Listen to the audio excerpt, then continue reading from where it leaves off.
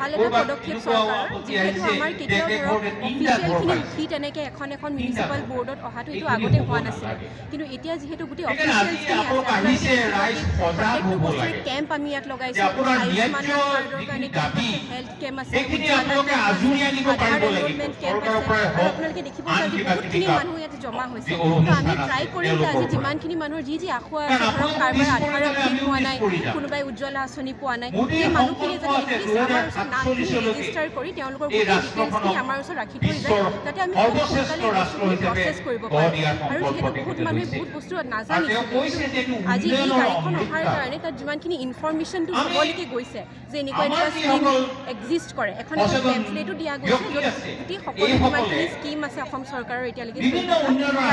ধুনীয়াকৈ লিখা আছে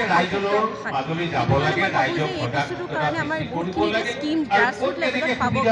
আৰু বহুতখিনি মানুহে সুবিধাখিনি এতিয়া একচুৱেলি ল'বলৈ তেওঁলোকে পাৰিব ক'ব বিচাৰোঁ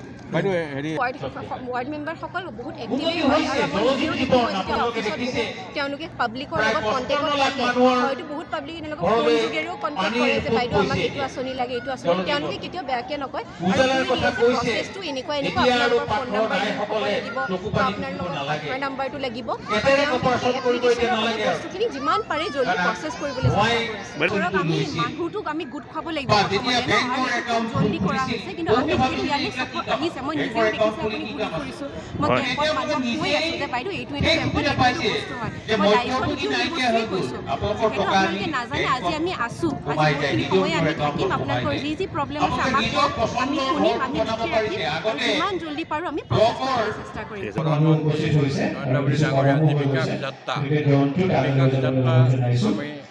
আমি লগতে নাগাৰা নাম আৰু ভিতৰ যিসকল শিল্পী আছে তেওঁলোকক আমি সাজু হ'বলৈ জনাইছোঁ আমি খুব কম সময়ৰ পিছত বহুত দীঘলীয়া কৰিব নালাগে তেওঁলোক আমাৰ অতিথিসকল কাজিৰঙালৈ যাবকৈ লাগিব গতিকে আপোনালোকে খুব 2047 চনৰ ভিতৰত নাগাৰা নাম আৰু লগতে ভিতৰত যি অনুষ্ঠান আছে তেওঁলোকক আমি মঞ্চৰ ওচৰলৈ আহিবলৈ জনাইছোঁ সাজু হৈ লক্ষ্য ৰাখি আমাৰ পুমিচামৰা গাঁও পঞ্চায়তে আমি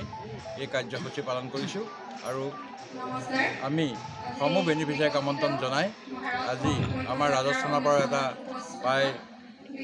10জনীয়া সাংবাদিক দল ইয়াত উপস্থিত হৈছে গতিকে আমি সমূহ ৰাইজৰ পুমিচামৰা গাঁওবাসী সমূহ বেনিফিচিয়াৰীক ইয়াত আমন্ত্ৰণ জনাই এই কাৰ্যসূচী আমি